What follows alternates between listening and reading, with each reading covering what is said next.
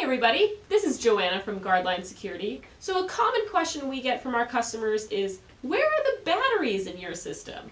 Great question. So today we're going to be showing you how to access the batteries for both your sensor and your receiver. Keep on watching. Alright, so this here is our Guardline quarter-mile sensor, and it has 4 holes on the top that you're going to unscrew the screws inside to access the batteries in the back of the sensor.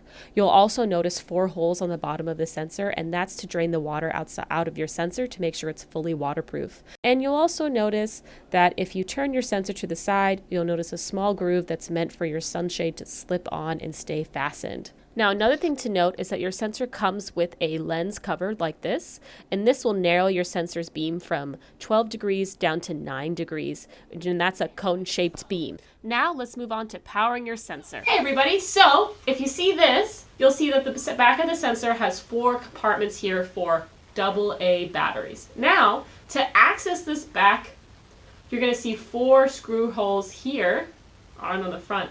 And you're going to take your screwdriver that we provide in all of our kits, and you'll just unscrew the 4 screws right here on the front to access the back of the sensor.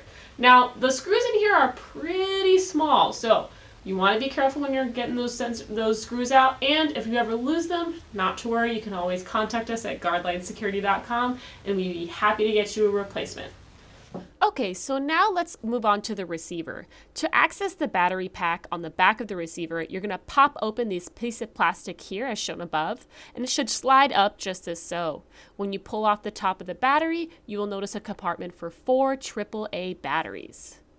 Now, what you might already know about our receiver is that it comes with a set of dry port contacts, one for positive and negative terminals, and one for normally closed, normally open terminals. Another thing you want to note is the 12 dip switches on the back of the receiver. These dip switches are not really meant to be touched or moved around unless you're working with those dry port contacts with the orange tabs as shown above. If you have any questions on how to do that, please refer to our 12-volt relay video that you can see here.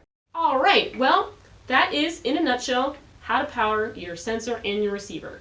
I hope that video was useful for you. If you have any questions, don't hesitate to contact us. Comment down below. Our contact information is also in the description. We love to hear from our customers. We love to hear from you. So please, if you have any questions, any requests for us to make videos, comment down below. We truly would appreciate it. And you guys all have a great day. Stay safe out there.